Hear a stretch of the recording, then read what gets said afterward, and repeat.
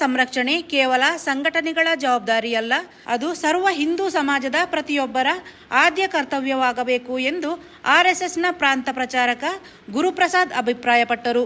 ನಮ್ಮ ಪ್ರಾಂತದಲ್ಲಿ ಹತ್ತಿರ ಸುಮಾರು 2,000 ಸ್ಥಾನಗಳಲ್ಲಿ ಈ ರೀತಿಯ ಒಂದು ಹಿಂದೂ ಸಮಾಜೋತ್ಸವ ಅಥವಾ ಹಿಂದೂ ಸಂಗಮದ ಯೋಜನೆ ಆಗಿದೆ.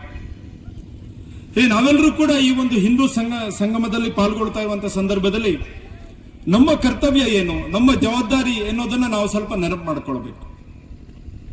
ನಮಗೆಲ್ಲ ಗೊತ್ತಿರುವಂತೆಯೇ ನಮ್ಮ ಹಿಂದೂ ಸಂಸ್ಕೃತಿ ಅತ್ಯಂತ ಪ್ರಾಚೀನವಾದಂತಹ ಸಂಸ್ಕೃತಿ. ಜಗತ್ತಿನ ಅತ್ಯಂತ ಪ್ರಾಚೀನ ಸಂಸ್ಕೃತಿಯಲ್ಲಿ ನಮ್ಮ ಹಿಂದೂ ಸಂಸ್ಕೃತಿ ಕೂಡ ಒಂದು. ನಮ್ಮ ದೇಶ ಭಾರತದಲ್ಲಿ ಹಿಂದೂಗಳು ರಾಷ್ಟ್ರೀಯರು, ಹಾಗಾಗಿ ಇದನ್ನು ಹಿಂದೂ ರಾಷ್ಟ್ರ ಅಂತ ನಾವು ಕರಿತೀವಿ.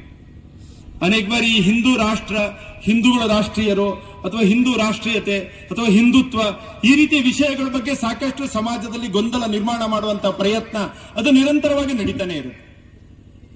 ಇತ್ತೀಚೆಗಿನ ದಿನಗಳಲ್ಲಂತೂ ಸನಾತನ ಬೇರೆ, ಹಿಂದುತ್ವ ಬೇರೆ, ಹಿಂದೂಯಿಸಂ ಬೇರೆ, ಹಿಂದೂ ರಾಷ್ಟ್ರ ಬೇರೆ, ಈ ರೀತಿ ಅನೇಕ ಸಂಗತಿಗಳನ್ನ ಒಂದು ರೀತಿಯಲ್ಲಿ ಗೊಂದಲ ಸೃಷ್ಟಿ ಮಾಡುವಂತಹ ಪ್ರಯತ್ನ ಬೇರೆ ಬೇರೆ ವ್ಯಕ್ತಿಗಳು ತಮ್ಮ ಸ್ಥಾಪಿತ ಹಿತಾಸಕ್ತಿಗೋಸ್ಕರ ಮಾಡ್ತಾನೆ ಇದ್ದಾರೆ. ಭಾನುವಾರದಂದು ಪಟ್ಟಣದ ಸರ್ಕಾರಿ ಮಾದರಿ ಪ್ರಾಥಮಿಕ ಶಾಲಾ ಮೈದಾನದಲ್ಲಿ ಆಯೋಜಿಸಿದ್ದ ಹಿಂದೂ ಸಂಗಮ ಕಾರ್ಯಕ್ರಮದಲ್ಲಿ ಪಾಲ್ಗೊಂಡು ದಿಕ್ಸೂಚಿ ಭಾಷಣ ಮಾಡಿದರು. ರಾಷ್ಟ್ರೀಯ ಸ್ವಯಂ ಸೇವಕ ಸಂಘ ದೇಶದಲ್ಲಿ ಆರಂಭವಾಗಿ 100 ವರ್ಷ ಪೂರೈಸುವ ಮೂಲಕ ವಿಶ್ವದ ಅತಿದೊಡ್ಡ ಸಂಘಟನೆಯಾಗಿ ಬೆಳೆದು ನಿಂತಿದೆ. ಈ ಹಿನ್ನೆಲೆಯಲ್ಲಿ ರಾಷ್ಟ್ರಾದ್ಯಂತ ಹಿಂದೂ ಸಂಗಮ ಕಾರ್ಯಕ್ರಮ ಹಮ್ಮಿಕೊಳ್ಳಲಾಗಿದೆ. ಕಾರ್ಯಕ್ರಮವನ್ನು ಆಯೋಜಿಸುವ ಮುಖೇನ ದೇಶದಲ್ಲಿ ಹಿಂದೂ ಬಾಂಧವರನ್ನು ಒಗ್ಗೂಡಿಸುವ ಕೆಲಸಕ್ಕೆ ಆರ್ಎಸ್ಎಸ್ ಮುಂದಾಗಿದೆ. ಭಾರತ ಮಾತೆಯ ಮಕ್ಕಳಾದ ನಾವೆಲ್ಲರೂ ಒಗ್ಗೂಡಿ ಮಾತೆಯ ರಕ್ಷಣೆ ಮಾಡಬೇಕಾಗಿದೆ ಎಂದು ಹೇಳಿದರು. ನಿಶ್ಚಿತವಾದಂತಹ ಒಂದು ಉದ್ದೇಶವನ್ನು ಇಟ್ಕೊಂಡು ಈ ಹಿಂದೂ ಸಂಗಮದ ಯೋಜನೆಯನ್ನ ಮಾಡಿದೆ. ರಾಷ್ಟ್ರೀಯ ಸ್ವಯಂ ಸೇವಕ ಸಂಘದ ಶತಾಬ್ದಿ ವರ್ಷ ಈ ವರ್ಷ 2025ಕ್ಕೆ ವಿಜಯದಶಮಿಗೆ ಸಂಘ ಪ್ರಾರಂಭ ಆಗಿ ಸರಿಯಾಗಿ 100 ವರ್ಷಗಳು ಪೂರ್ಣ ಆಗಿ 101ನೇ ವರ್ಷಕ್ಕೆ ನಾವು ಪ್ರವೇಶ ಮಾಡಿದ್ವಿ. 1925 ಇಸ್ವಿ ವಿಜಯದಶಮಿ ದಿವಸ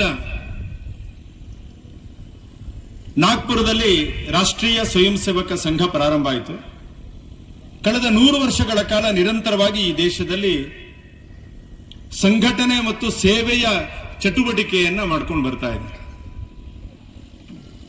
ಹಿಂದೂ ಧರ್ಮ, ಹಿಂದೂ ಸಂಸ್ಕೃತಿ, ಹಿಂದೂ ಸಮಾಜ ಇವುಗಳನ್ನು ಸಂರಕ್ಷಿಸಿ ಹಿಂದೂ ರಾಷ್ಟ್ರದ ಸರ್ವಾಂಗೀಣ ಉನ್ನತಿಯನ್ನ ಮಾಡುವಂಥದ್ದು ಇದು ರಾಷ್ಟ್ರೀಯ ಸ್ವಯಂ ಸೇವಕ ಸಂಘ ಈ ದೇಶದಲ್ಲಿ ಕಳೆದ 100 ವರ್ಷಗಳಿಂದ ಕೆಲಸ ಮಾಡ್ತಾ ಇರುವಂಥದ್ದು. ಹೀಗಾಗಿ ಈ ಒಂದು ಹಿಂದೂ ಸಂಘಟನೆಯ, ಹಿಂದೂ ಧರ್ಮ ಸಂಸ್ಕೃತಿಯ ಸಂರಕ್ಷಣೆಯ ಕೆಲಸವನ್ನ ಇಡೀ ಹಿಂದೂ ಸಮಾಜ ಸೇರ್ಕೊಂಡು ಒಟ್ಟಿಗೆ ಮಾಡಬೇಕು.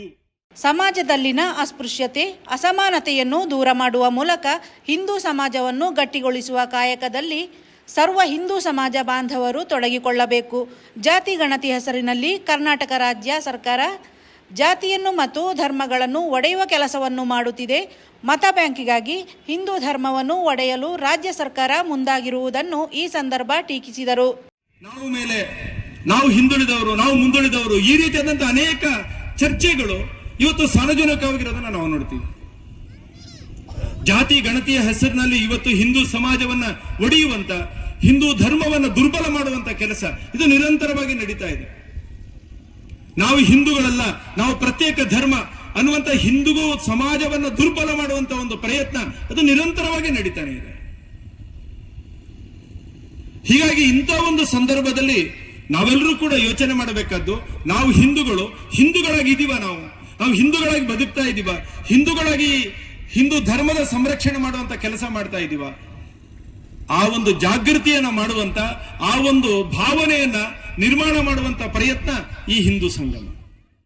ಮುಳ್ಳೂರು ಬಸವಪಟ್ಟಣ ಮಠದ ಸ್ವತಂತ್ರ ಬಸವಲಿಂಗ ಸ್ವಾಮೀಜಿ ಮಾತನಾಡಿ, ರಾಷ್ಟ್ರೀಯ ಸ್ವಯಂ ಸೇವಕ ಸಂಘ ಎಂದೂ ಭಯೋತ್ಪಾದನೆಯನ್ನು ಪ್ರಚೋದಿಸಿಲ್ಲ, ದೇಶದ್ರೋಹ ಮಾಡಲು ಹೇಳಿಲ್ಲ, ಸರ್ವೇ ಜನೋ ಸುಖಿನೋ ಭವಂತು ಎಂದು ವಿಶ್ವಕ್ಕೆ ಸಾರಿದ ಸಂಘಟನೆಯಾಗಿ ತನ್ನ ಕರ್ತವ್ಯವನ್ನು 100 ವರ್ಷಗಳಿಂದ ಮಾಡುತ್ತಾ ಬಂದಿದೆ.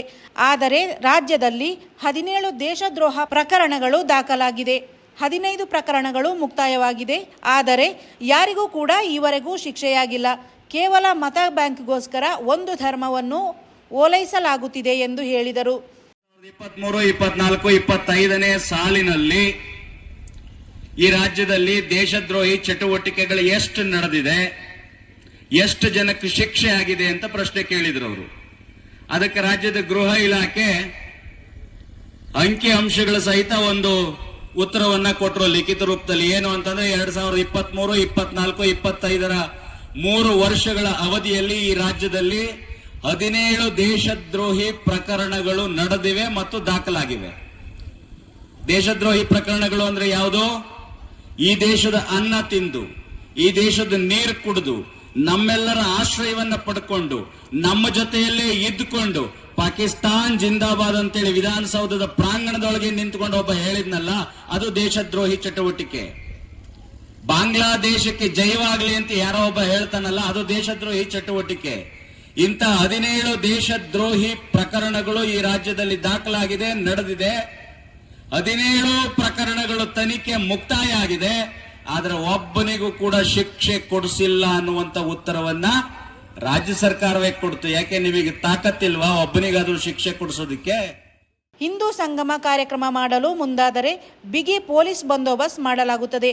ನಾವೇನು ಬಾಂಬ್ಗಳನ್ನು ತರುತ್ತೇವೆಯೇ ಅಥವಾ ಕುಕ್ಕರ್ ಬಾಂಬ್ಗಳನ್ನು ಹಿಡಿದುಕೊಂಡು ಬಂದಿದ್ದೇವೆಯೇ ಎಂದು ಪ್ರಶ್ನಿಸಿದರು. ಅದೇ ಹುಬ್ಬಳ್ಳಿ ಮತ್ತು ಡಿಜಿ ಹಳ್ಳಿ, ಕೆಜಿ ಹಳ್ಳಿಯಲ್ಲಿ ಪೊಲೀಸ್ ಠಾಣೆಯ ಮೇಲೆಯೇ ಕಲ್ಲು ತೂರಾಟ ಮಾಡಲಾಯಿತು.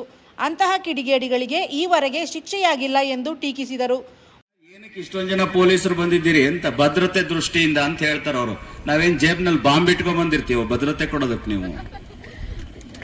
ಇಲ್ಲ ನಾವೇನಾದ್ರೂ ಕುಕ್ಕರ್ ಇಟ್ಕೊಂಡ್ ಬಂದಿರ್ತೀವ, ಕುಕ್ಕರ್ ಒಳಗೆ ಬಾಂಬ್ ಇಟ್ಕೊಂಡು ಬ್ಲಾಸ್ಟ್ ಮಾಡೋದಕ್ಕೆ? ಇಲ್ಲ ಏನಾದ್ರೂ ಸೊಂಟಕ್ಕೆ ಏನಾದ್ರೂ ಆತ್ಮಾಹುತಿ ಬಾಂಬ್ ಕಟ್ಕೊಂಡು ಬಂದಿರ್ತೀವ ಬ್ಲಾಸ್ಟ್ ಮಾಡ್ಕೊಳ್ಳೋದಕ್ಕೆ? ಇಲ್ಲ, ನಾವು ಸರ್ವೇ ಜನ ಸುಖಿನೋ ಭವಂತು ಅನ್ನುವಂತ ಏಕೈಕ ಜಗತ್ತಿನ ಯಾವುದಾದ್ರೂ ಸಂಪ್ರದಾಯ ಸಂಸ್ಕೃತಿ ಇದ್ರೆ ಅದು ಭಾರತೀಯ ಸನಾತನ ಹಿಂದೂ ಸಂಸ್ಕೃತಿ. ಆ ಹಿಂದೂ ಸಂಸ್ಕೃತಿಯ ಜನ ಯಾವತ್ತೂ ಯಾರಿಗೂ ಕೂಡ ನೋವುಂಟು ಮಾಡುವಂತ ಕೆಲಸವನ್ನ ಮಾಡಲಿಲ್ಲ, ಹಿಂಸೆಯನ್ನು ಉಂಟು ಮಾಡುವಂತ ಕೆಲಸ ಮಾಡಲಿಲ್ಲ. ನಮಗೆ ನೀವು ಭದ್ರತೆ ದೃಷ್ಟಿಯಿಂದ ನಿಮ್ಮ ಹಿಂದೆ ಬರ್ತಾ ಇದ್ದೀವಿ ಅಂತ ಹೇಳ್ತೀರಿ.